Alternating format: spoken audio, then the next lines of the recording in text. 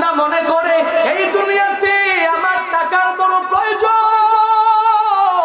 এই বান্দা এজন্য ইনসাফ কায়েম করতে পারে না, এই বান্দা আদালত কায়েম করতে পারে না, এই বান্দা ইনসাফ কায়েম করে না, কারণ টাকা তো একাতে আমি পায়া গেল।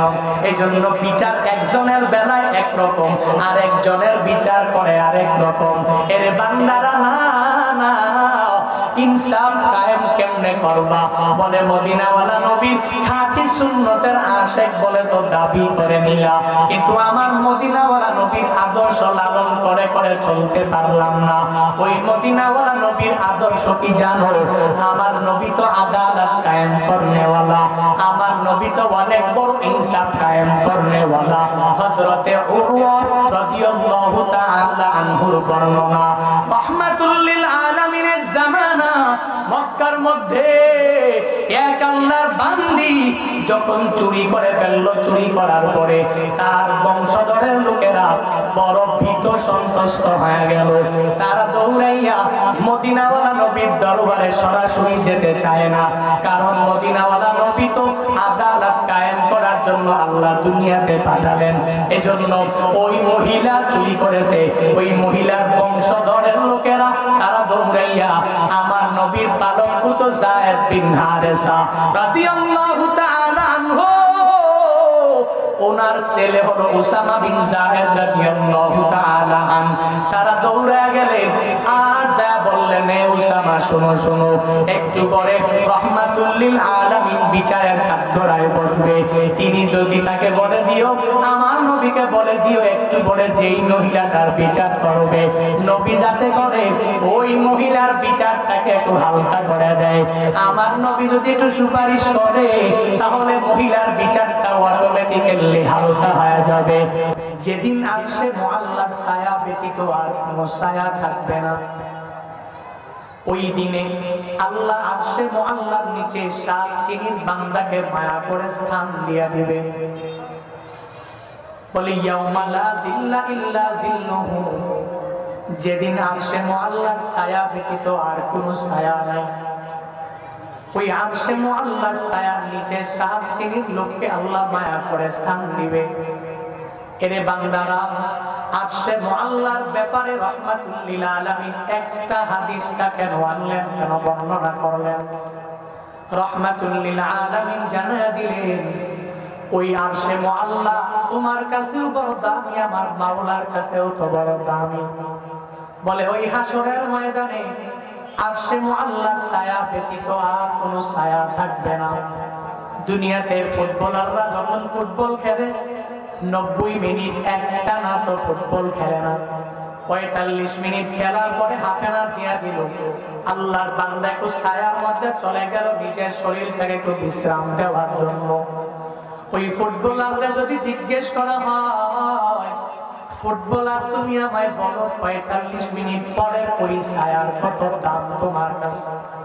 আল্লাহর বান্দা জানা দিবে, আমি 45 মিনিট পর্যন্ত এই বিশাল রোদের মধ্যে আমি দৌড়াইলাম, 45 মিনিট পরে একটু ছায়া যখন পেয়ে গেলাম, এই ছায়ার দাম আমার কাছে অনেক অনেক পরিমাণ বেশি।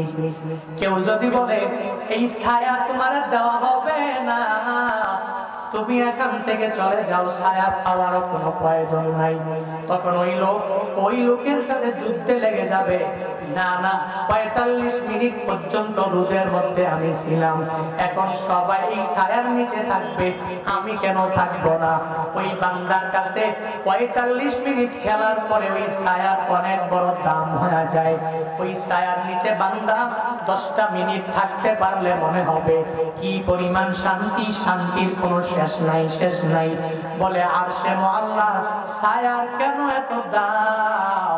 রাহমাতুল লিল আলামিন কেন জানায়া দিলেন? বলে আরশে মুআল্লার ছায়া ছাড়া ওই হাসরের ময়দানে তো আর কোনো ছায়া বান্দা পাবে না। এই বান্দা দৌড়াবে, এই বান্দার শোয়ার উপরে যেদিন সূর্যটা এসে যাবে, এই বান্দার মাথার মগজগুলো ভাতের ফেনার মতো উতরাতে থাকবে। এই বান্দা যত দৌড়াবে, কিয়ামতের ভয়াবহতা, হাসরের ময়দানের ভয়াবহতার কথা যদি কোনো বান্দা বিভিন্ন বয়ান শুনে অথবা কিতাব পড়ে, তাহলে বান্দা উপলব্ধি করতে পারবে এত ভয়ঙ্কর। ওই হাসরের ময়দানে এই বান্দা যখন আরশে মুআল্লার নিচে জায়গা পেয়ে যাবে, তখন তো ওই বান্দা মনে করবে এই ছায়া আছে, আর কোনো দামি ছায়া হতে পারে না। আমার মাওলার কাছে এই ছায়া বড় দামি, আমার বান্দাদের, আল্লাহর বান্দাদের কাছেও এই ছায়া বড় দামি। মদিনাওয়ালা নবী এজন্যই তো জানায়া দিলেন, ইয়াউমা লা দিল্লা ইল্লা দিল্লুহু, সেই দিন আরশে মুআল্লার ছায়া ব্যতীত আর কোনো ছায়া থাকবে না। আল্লাহ মায়া করে 7 গুণে গুণান্বিত ওই বান্দাগুলোকে আরশে মুআল্লার নিচে জায়গা করে দিবে। তন্মধ্যে 1 নাম্বার আল ইমামুল আদিল, যেই ইমামরা আদালত কায়েম করবে, সেই ইমামরা আদিল হয়ে যাবে, আল্লাহ এদেরকে মায়া করে আরশে মুআল্লার নিচে জায়গা করে দিবে। এখন আমি ইমাম বলতে কি বুঝলাম, রাহমাতুল লিল আলামিন কি বুঝাইলেন? বলে অনেক আল্লাহর বান্দা তো বলবে ইমাম বলতে শুধুমাত্র মসজিদের ইমামকে নবী বুঝালেন না। না, ইমাম বলতে রাহমাতুল লিল আলামিন শুধু খতিব সাহেবকে বুঝান নাই। ইমাম বলতে শুধুমাত্র মসজিদের ইমামটাকেই বুঝালেন না। এই ইমাম বলতে আমার মদিনাওয়ালা নবী মাদ্রাসার শুধুমাত্র আসাতিজায়ে কেরামদেরকেই বুঝালেন না, বরং মদিনাওয়ালা নবী ইমাম বলতে কি বুঝাইলেন? বান্দা। বলে যেই বান্দাদের অধীনস্থ থাকবে, ওই বান্দারা তাদের অধীনস্থদের জন্য অনেক বড় ইমাম। এর মানে হলো আপনার ঘরের মধ্যে আপনার ছেলে আছে, আপনার মেয়ে আছে, আপনার পুত্রবধূ আছে, আপনার স্ত্রী আছে, আপনি আপনার ঘরের জন্য অনেক বড় ইমাম আপনি হয়ে গেলেন। ওই ঘরের জন্য আপনি বড় ইমাম, ওই ঘরের জন্য আপনি অনেক বড় নেতা। তো ওই ঘরের ইমামে আদিল আপনি কেমনে হবেন? বলে ইমামে আদিল হওয়ার জন্য একটা ছেলের দিকে একভাবে তাকাইবেন, আর একটা ছেলের দিকে আরেকভাবে তাকাইলে তো আদালত কায়েম হবে না। আপনার ছেলে অনেক টাকা কামাই করে আপনাকে দিতে পারে, এজন্য তাকে দামি একটা রুমের মধ্যে টাইলস বসাইয়া তাকে রুমটা দিয়া দিলেন, মেয়ে আপনারে কামাই করে খাওয়াতে পারবে না। এজন্য আপনি মেয়েটাকে সুন্দর একটা রুমের মধ্যে রুম দিতে পারলেন না। ছেলের দিকে এক চোখে তাকাইলেন, আর মেয়ের দিকে আরেক চোখে তাকাইলেন। বড় একটা মাছ কিনে আনলেন, ওই মাছের বড় মাথাটা আপনি এক ছেলেরে দিলেন, আরেক ছেলের দিকে অন্যভাবে তাকাইয়া আপনি দিতে পারলেন না। তাহলে ওই ঘরের জন্য আপনি ইনসাফ কায়েম করতে পারেন নাই। আপনি তো ছিলেন ঘরের বড় ইমাম, আপনি ইমামে আদিল ঘরের মধ্যে হতে পারলেন না। আপনারাও তো এখানে আসলেন, এখানেও কত বান্দারা ঘরের মধ্যে অনেক বড় ইমাম, ঘরের মধ্যে অনেক বান্দারা বড় নেতা, কিন্তু এই বান্দারা ঘরের মধ্যে যাওয়ার পরে আদালত কায়েম করতে পারে না। এই বান্দা ঘরে যাওয়ার পরে ইনসাফ কায়েম করতে পারে না। কেমনে জানো?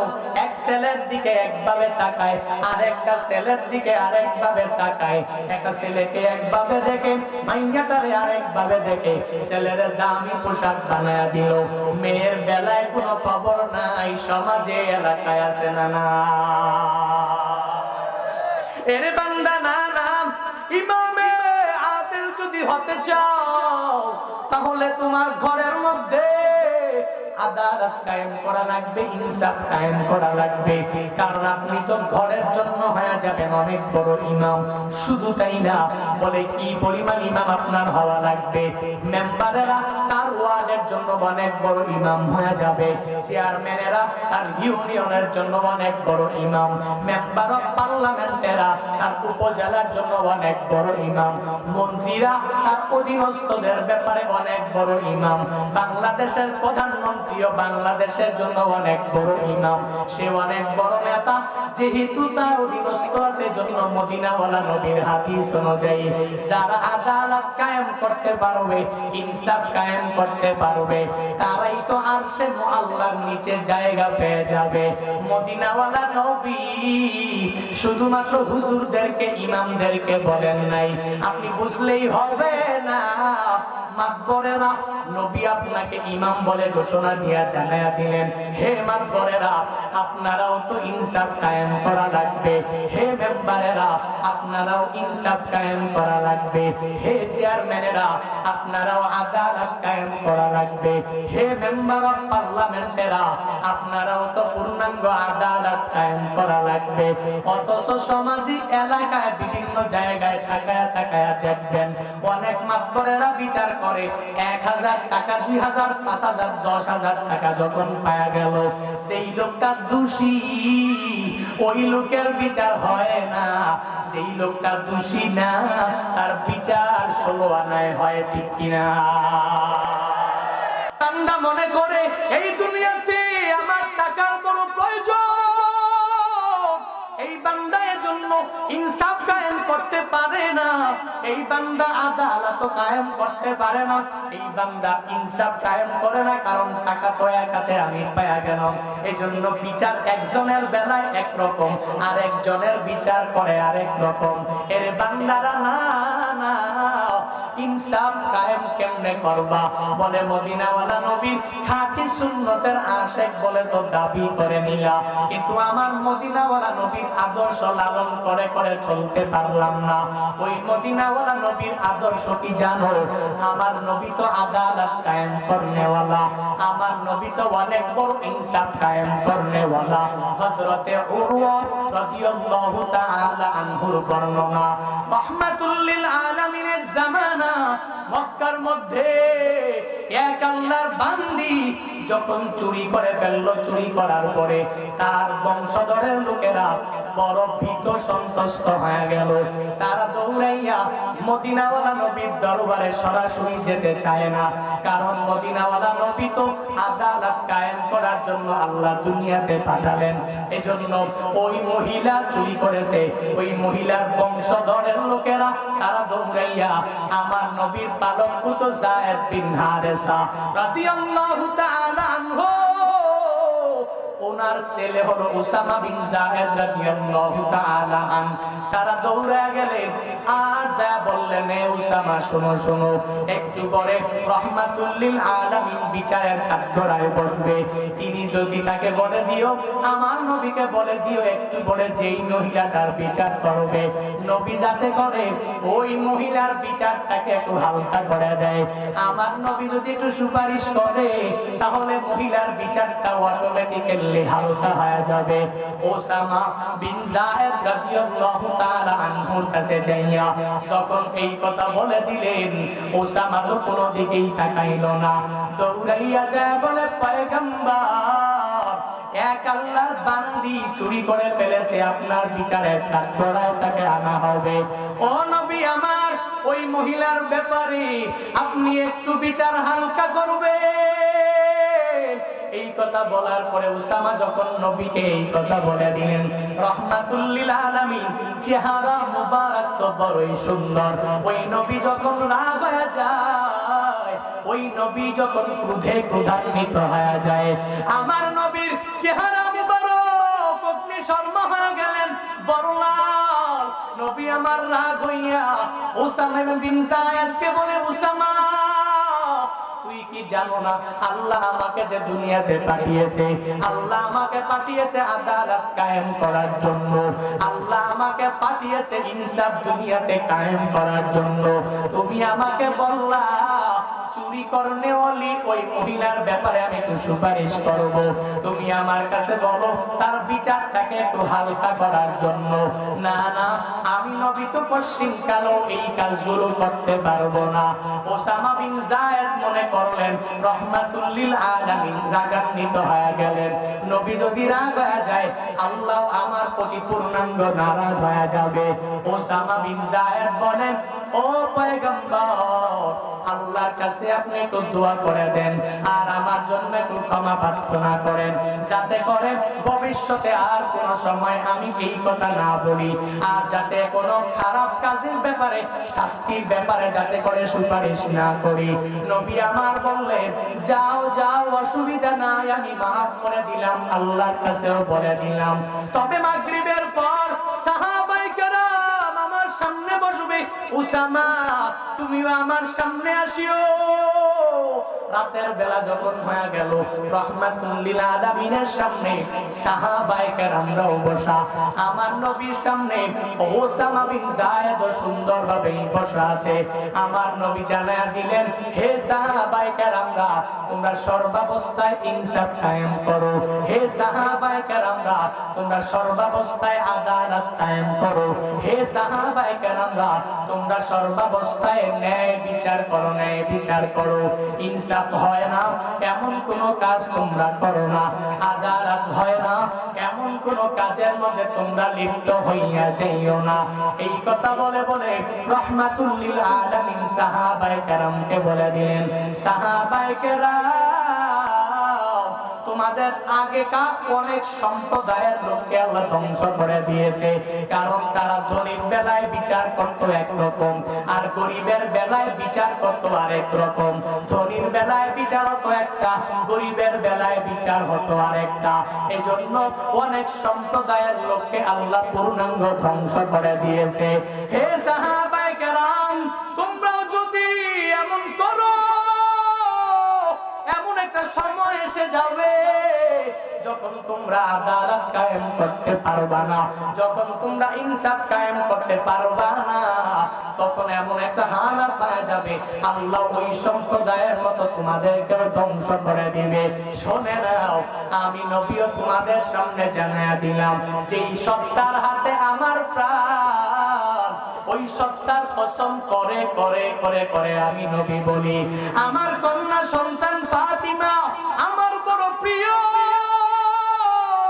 আমার কন্যা সন্তান ফাতিমা যদি কোনো বড় অন্যায় করে, যদি কোনো বড় অপরাধ করে ফেলে, আমি তোমাদেরকে বলি, যদিও কন্যা সন্তানকে মহব্বত আমি অনেক বেশি করি, যদি কে সে কোনো বড় অপরাধের মধ্যে যদি জড়িত হয়ে যায়, পশ্চিমকালেও আমি মহব্বত করে ভালোবেসে শাস্তির পরিমাণ একটুও হালকা করব না। ওই নবীকে যদি নিজের আদর্শ বানাও, কি ফায়দা হবে জানো? তুমি আদম হয়ে যাবা, তুমি ইনসাফ কায়েম করতে পারবা, কারণ আমার মদিনাওয়ালা নবীর মতো ইনসাফ কায়েম করনেওয়ালা তো কেউ নাই। আসমানের নিচে জমিনের উপরে আমার নবীর মতো আদল কেউ নাই। আসমানের নিচে জমিনের উপরে আমার নবীর মতো আদালত প্রতিষ্ঠা করনেওয়ালা কেউ নাই। হে বান্দারা, এক নম্বরে ইমামে আদল হয়ে যাও। বলে কার মতো হব? ওই মদিনাওয়ালা নবীকে নিজের আদর্শ বানাইয়া তার উপরে বান্দারা চলাফেরা করো। এক নাম্বার, আরশে মুআল্লার নিচে ওই ইমামটা জায়গা পেয়ে যাবে, ওই নেতা জায়গা পেয়ে যাবে, যেই নেতা আদালত কায়েম করতে পারবে। এক নাম্বার। দুই নাম্বারে, আরশে মুআল্লার নিচে যেই বান্দা জায়গা পাবে, ওয়াশাবুন নাশা ফি ইবাদাতি রাব্বি, ওই যুবক আল্লাহর বান্দা, যেই যুবকটা তার যৌবনকাল ইবাদতের মাধ্যমে কাটাইতে পেরেছে। হে যুবকেরা, শুধু ওয়াজ মাহফিল করলেই এখানেই তো পরিসমাপ্তি না। ওয়াজ মাহফিলের পরে মসজিদে 5 ওয়াক্ত নামাজ নিয়ে বা জামাতে আদায় করা লাগবে। হে যুবকেরা, শুধু ওয়াজ মাহফিল শেষ না, ওয়াজ মাহফিলের পরে মাদ্রাসার দিকে খেয়াল দেওয়া লাগবে। মাদ্রাসার আসাতিজায়ে কেরাম যারা আছে, এদেরকে সম্মান করে করে সময় কাটানো লাগবে। হুজুর দেখলেই সালাম দেওয়া লাগবে, এদেরকে সম্মান মর্যাদার আসনে আসীন করা লাগবে। এর যুবক বান্দারা, যৌবনকালে সেই ইবাদতটাই করা হবে। আমার মাওলার কাছে যৌবনকালের ইবাদতের বান্দা অনেক বড় দাম। কারণটা কি জানো? কারণ যৌবনকালে যেই বান্দাটা ইবাদত করে ওই বান্দা তো নামাজ পড়ে আমার মাওলার জন্যই তো পড়তে পারে। কারণ ওই যুবক আল্লাহর বান্দা দুনিয়ার কাউকে তো ভয় পায় না। যুবকেরা ইমামেরও ভয় পায় না, যুবকেরা খতিবেরও তো ভয় পায় না, ওই যুবকেরা মেম্বাররেও ভয় পায় না, ওই যুবকেরা মাতবরেও ভয় করে না, ওই যুবক কাউকে তো ভয় করে না। কারণ তার বডির মধ্যে যৌবনের রক্ত বড় গরম। ওই যৌবনকালে যেই বান্দা ইবাদতের মাধ্যমে সময়টা কাটাবে তাহলে তো এই বান্দা মন থেকেই তো নামাজ পড়বে। এই বান্দা যেই রোজা রাখবে মন থেকেই তো রোজা রাখবে। এই বান্দা যদি তাহাজ্জুদ পড়ে তো মন থেকেই তো পড়বে। ইশরাক যদি পড়ে তো মন থেকেই তো বান্দা পড়বে। আওয়াবিন যদি পড়ে মন থেকেই তো এই বান্দারা পড়বে। বাংলাদেশের যেই পরিমাণ যুবকেরা ওয়াজ মাহফিল করে অন্যান্য জায়গায় যুবকেরা তো এমন না। এই বাংলাদেশের যুবকেরা ওয়াজ মাহফিল অনেক ভালোভাবেই তো করে। দেখবেন এরা করে তো মন থেকেই করে। আর যদি যুবকেরা চিন্তা করতো আমি ওয়াজ মাহফিল করব না, মাতবরটাকে বাধা দিয়ে রাখতে পারতো না, মেম্বারটাও তাকে বাধা দিয়ে রাখতে পারতো না, চেয়ারম্যানটাও কষ্টিনকালে তাকে বাধা দিয়ে রাখতে পারতো না।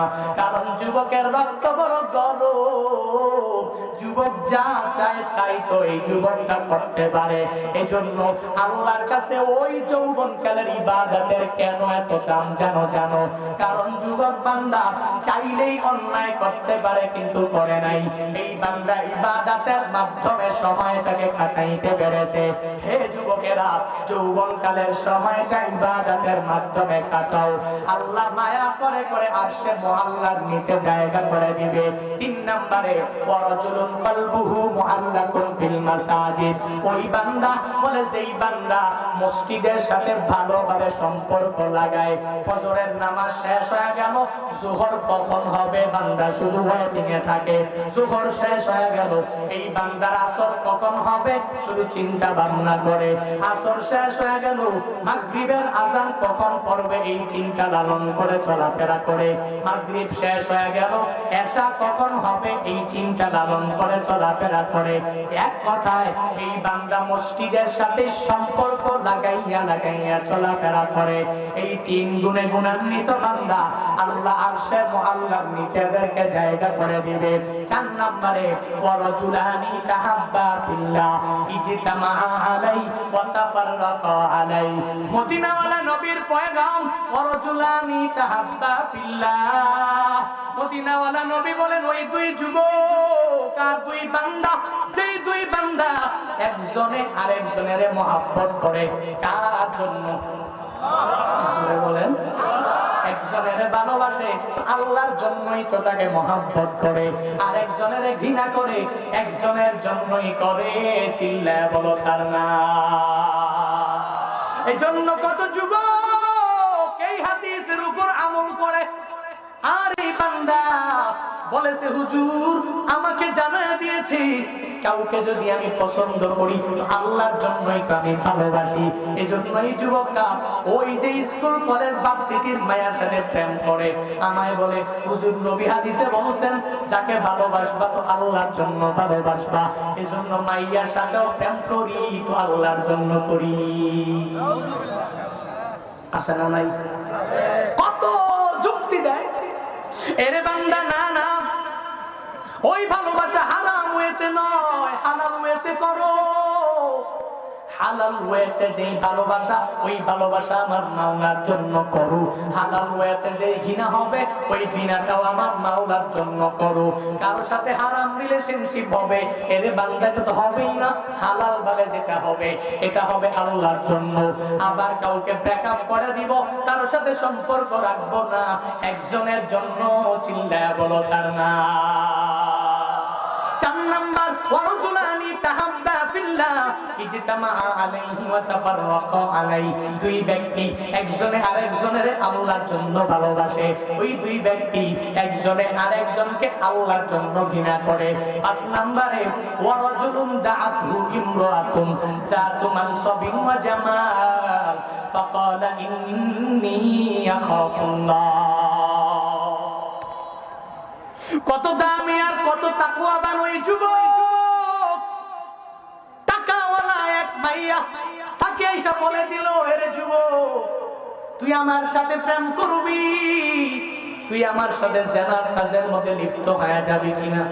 ওই যুবক আল্লাহর বান্দা তখন চিন্তা ভাবনা করে, আমি যদি হারাম রিলেশনশিপের মধ্যে ঢুকে গেলাম, আমি কোন মাইয়ার সাথে প্রেম কার্যে নিমজ্জিত হয়ে গেলাম, মা জানে না, বাবা জানে না, আমার আসাতিজায়ে কেরামরাও জানে না, আমার টিচাররাও জানে না, আমার আশেপাশের বন্ধু বান্ধবেরাও জানে না। এরে বান্দা, তখন তো ওই বান্দা যদি এই চিন্তা করে, আমি যত খারাপ কাজ করি আর যত ভালো কাজ করি দুনিয়ার কেউ জানে না, জানে না, দেখে না, কিন্তু একজন তো দেখে, চিল্লায়া বলো তার না। এরে বান্দা, তুমি কোথায় যাও, কিভাবে যাও, কোন জায়গায় যাও? তোমার সাথে তো আমার মাওলা আছে। তুমি যেখানেই যাও, যা কিছু করো আর না করো, আমার মাওলা সর্বাবস্থায় তো তোমার সাথেই আছে। ওহুয়া মাআকুম আইনা মা কুনতুম, ওহুয়া মাআকুম আইনা মা কুনতুম। আল্লাহ বলেন, তিনি আল্লাহ তোমাদের সাথেই তো সর্বাবস্থায় আছেন। আইনা মা কুনতুম, তুমি যেথায় মন চায় সেথায় যাও।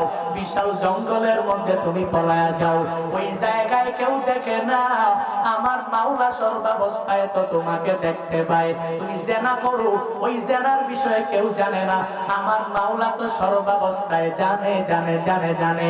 এর বান্দা, তুমি কবিরা গুনাহ অপপ্রকাশ্যে করো, প্রকাশ্যে করো না, গোপনে করো, দুনিয়ার কেউ জানে না, আমার মাওলা তো সর্বাবস্থায় তোমার ব্যাপারে খবর রাখে। কিন্তু যেই বান্দা এই চিন্তা লালন করে, মাইয়াটা তাকে এসে বলে দিল, এত সুন্দরী একটা মাইয়া, বড় টাকাওয়ালা বংশাবলী মাইয়া, তাকে প্রস্তাব দিয়ে দিল, আমার সাথে হারাম রিলেশনশিপ তুমি করবা কি করবা না বলো? ওই বান্দা তখন বলে, না না, ইন্নী আখাফুল্লাহ। এই বান্দা তখন জানায়া দেয়, হে মাইয়া, না না, প্রেম করব না, হারাম রিলেশনশিপে যাব না, আমি আল্লাহকে ভয় করি, আল্লাহ তো আমার উপরে আছে, আল্লাহর ভয় নিয়া নিয়া নিয়া নিয়া আমি চলাফেরা করি। এই বান্দা, এই যে সর্বোচ্চ লেভেলের তাকওয়ার লেভেলে যেই বান্দা বুঝতে পারবে, আল্লাহ তাকে মায়া করে আরশে মুআল্লার নিচে জায়গা করে দিবে। এর যুবকেরা, দুনিয়াতে অন্যায় করো, অপরাধ করো, তোমার মা জানে না, তোমার বাবাটাও জানে না, তোমার দাদা জানে না, দাদি জানে না, কেউ জানে না, কিন্তু জানেন তো একজন, তার নাম। এই চিন্তা অন্তরে ঢুকাও, এই চিন্তা নিয়ে নিয়ে বান্দা চলো। দুনিয়ার কেউ আমারে দেখে না, আমার মাওলা তো সর্বাবস্থায় আমারে দেখতে পায়। আমি যেখানেই যাই, যাই করি আর না করি, আল্লাহ আমাকে দেখে। এজন্য আল্লাহর ভয় নিয়ে বান্দা চলাফেরা করো। ওই মদিনাওয়ালা নবীর পয়গাম অনুযায়ী আল্লাহ মায়া করে তোমাকে আরশে মুআল্লার নিচে জায়গা করে দিবে। কয়টা গেল? 5টা। এক নাম্বার, ইমামে আদিল, ন্যায়পরায়ণ ইমাম, ওই বান্দাকে আল্লাহ মায়া করে আরশে মুআল্লার নিচে জায়গা করে দিবে। 2 নম্বরে, ওই যুবককে আল্লাহ স্থান দিবে, সেই যুবকেরা তাদের যৌবনকালের সময়টা ইবাদতের মাধ্যমে কাটাইতে পেরেছে। 3 নম্বরে, ওই বান্দা যার সাথে মসজিদের সম্পর্ক অনেক ভালো, এক ওয়াক্ত নামাজ শেষ হওয়ার আগে আগেই আরেক ওয়াক্ত নামাজে যাওয়ার জন্য পাগল পারা হয়ে যায়। 4 নম্বরে, ওই বান্দা, যেই বান্দা আরেকজন ব্যক্তিকে ভালোবাসে আল্লাহর জন্য, আবার ঘৃণাটাও করে আল্লাহর জন্য। 5 নম্বরে, কোন একটা সম্পদশালী বিত্তবান মেয়ে এসে যদি প্রস্তাব দিয়ে দেয় হারাম কোন কাজের মধ্যে লিপ্ত হয়ে যাওয়ার জন্য, তখন ওই বান্দা বলে, না না, আমি আমার মাওলাকে সর্বাবস্থায় ভয় করি। এই ব্যক্তিকেও আল্লাহ মায়া করে আরশে মুআল্লার নিচে জায়গা করে দিবে। 6 নম্বর, রাহমাতুল লিল আলামিন জানা দেয়, ورجل تصدق إكفاء حتى لا تعلم شماله ما تنفق بيمينه। মদিনাওয়ালা নবী বলেন, ওই ব্যক্তিকে আল্লাহ মায়া করে আরশে মুআল্লার নিচে জায়গা দিবে, যেই বান্দা দান করে তো ডান হাত দান করে, এই বান্দার বাম হাতটা কশিন কালেও জানে নাই, বাম হাত দিয়ে দান করলো, এই বান্দার ডান হাত জানে না। এর বান্দারা এখন তো দান করে কত বান্দারা দানবীর সাজার জন্য, বান্দা সমাজ সেবিকা সমাজ সেবক এজন্য নামের আগে লাগায়া দিল। আমার মতো বিশিষ্ট সমাজ সেবক কেউ নাই, আমার মতো বড় দানবীর কেউ নাই। এই বান্দা দান করে একলাস নিয়ে দান করে না, দান যে করে সব মানুষের দেখানোর জন্য লোক আছে না না। কিন্তু না না, মদিনাওয়ালা নবী বলেন ওয়ারাজুলুন তাসাদদাকা ইখফাআন হাত্তা লা তা'লামা শিমালুহু মা তুনফিকু বিয়ামিনিহি। ওই ব্যক্তিকে আল্লাহ মায়া করে আর সে মুআল্লার নিচে জায়গা করে দিবে। যেই ব্যক্তিটার ডান হাত দান করে বাম হাত জানে না, বাম হাতে দান করে ডান হাত জানে না। তবুও অনেক বান্দারা বলে তাহলে প্রকাশ্যে দান করলে কি লাভ, আমি তো গোপনে দান করলেই পারি। বলে প্রকাশ্যে যেই বান্দা দান করবে এই চিন্তা লালন করে করে দান করবে, আমি দিব আমার দেখা দেখি অনুপ্রাণিত হইয়া আর একটা ভাই দিয়া দিবে। আমি মাদ্রাসায় দান করব, আমাকে দেখে দেখে আমার আরেকটা ভাই দিয়া দিবে। আমি মসজিদে দিয়া দিলাম, আমাকে দেখে অনুপ্রাণিত হইয়া আমার ওই ভাইটাও এই মসজিদে মাদ্রাসায় দান করবে। কারণ ওই ভাই যদি মনে করে এই মাদ্রাসায় দান করার কারণে সে অনেক বড় দামি হয়ে গেল, আমি কেন পারবো না? আমি দিলে বা অসুবিধা কি? সে যদি দিতে পারে আমি কেন পারবো না? সে যদি দান করলে গরিব না হয় তাহলে আমি কেন পারবো না? সে যদি নামাজ পড়লে এই বান্দা পূর্ণাঙ্গভাবে অসুখী না হয় তাহলে আমি কেন হয়ে যাব? সে নামাজ পড়তে পারলে আমি কেন পারবো না? সে দান করতে পারলে আমি কেন পারবো না? এজন্য প্রকাশ্যেও দান করা যায়, গোপনেও দান করা যায়, তবে দুনিয়ার মানুষের দেখানোর জন্য না, একজনকে খুশি করার জন্য। চিল্লায়া বলো তার না। কয়টা গেল? ছয়টা। ফারাজুলুন তাসাদদাকা ইখফাআন হাত্তা লা তা'লামা শিমালুহু মা তুনফিকু বিয়ামিনিহি। সে বাম হাতে টাকা নিছে দিয়া মাদ্রাসায় দান করছে, মসজিদে দান করছে, কিন্তু ডান হাতটা পর্যন্ত জানে না যে বাম হাতে কয় টাকা দিয়ে দিতে। আমরা ওই ব্যক্তি হতে চাই না? আর সে মুআল্লার নিচে জায়গা পেতে চাই না? কারা কারা চাই দু হাত তুলে মালিককে দেখা। লিল্লাহে তাকবীর। আল্লাহ তোমার এই বান্দারা আর সে মুআল্লার নিচে জায়গা পেতে চায়, তুমি দিয়া দিও। পড়েন আমিন, আরো জোরে পড়েন। এজন্য যেখানেই যাবেন ওখানে গেলে মাদ্রাসা মসজিদ যেখানেই হোক, নিজের পকেটে কিছু টাকা আছে বা আনতে পারেন নাই, নিজের ইনকাম থেকে কিছু টাকা, কিছু সম্পদ, কিছু মাদ্রাসায় মসজিদের মধ্যে দান করবেন। পারবেন? আল্লাহ কে আমাদের ময়দানে ডাকবেন। এক নম্বরে মুজাহিদ। মুজাহিদ তুমি দুনিয়াতে আমার জন্য কি এনেছো? মুজাহিদ বলবে আল্লাহ কত কষ্ট করে জিহাদ করেছি ইসলামের জন্য, তোমার জন্য। আল্লাহ ফিরিয়ে দেবে মুজাহিদকে, না তুমি জিহাদ কেউ আনার জন্য করনি, মানুষকে দেখানোর জন্য করেছো, এবং তো দুনিয়াতেই তার প্রতিদান পেয়ে গিয়েছো। আমি আল্লাহর কাছে আজ তোমার কোনো প্রতিদান নাই। দুই নম্বরে আল্লাহ তাআলা দানশীল কিছু ব্যক্তি যারা অনেক দান করেছে দুনিয়াতে, আল্লাহ ডাকবে হে দানশীলেরা আসুন, কি আমল করছো দুনিয়ায়? বলবে আল্লাহ দুনিয়াতে মাদ্রাসা করছি, মসজিদ করছি, অনেক পুকুর করে দিছি, ব্রিজ করে দিছি, রাস্তা করে দিছি, সদকায়ে জারিয়া এমন কোনো আমল নাই, এমন কোনো সদকা নাই আমি করি নাই। আল্লাহ বলবে না, তুমি তো দান করেছো দুনিয়ার মানুষকে দেখানোর জন্য। হায় হায়, আজকে ওই দান আমি মাওলার পর্যন্ত পৌঁছে নাই, ওই দানের সওয়াব তোমার আমল নামায় চালু হয় নাই, সদকায়ে জারিয়াও তোমার ওই আমলটা জারিয়াতান হয়নি। আজকে তোমার এই আমলের কারণে তোমাকে জান্নাতও দেওয়া হবে না, প্রতিদানও দেওয়া হবে না। এবং দুনিয়াতে যেই প্রতিদান পাওয়ার জন্য দুনিয়ার মানুষকে দেখানোর জন্য দান করেছো, এজন্য ওই দান দুনিয়াতেই তুমি পেয়ে গেছো, প্রতিদান দুনিয়াতেই পেয়ে গেছো। আজকে আখিরাতে আমি মাওলার কাছ থেকে কোনো প্রতিদান। এজন্য প্রিয় ভাই, আমরা যখন দান করব একজনকে রাজি করার জন্য, তিনি কে? কি বক্তা, কোন শ্রোতা, কি মাদ্রাসা, কোন জায়গা, ওদিকে আমি চিন্তা ভাবনা করবো না, পকেটে টাকা আছে, আমি হালাল ওয়েতে মাদ্রাসায় দিয়ে দেবো। আজকের এই মাহফিল কিসের উদ্যোগে বলেন ভাই? জানেন না আপনারা? কার উদ্যোগে? মাদ্রাসার উদ্যোগে। আজকের এই মাহফিল সিলিমপুর দারুল উলুম কওমি মাদ্রাসা।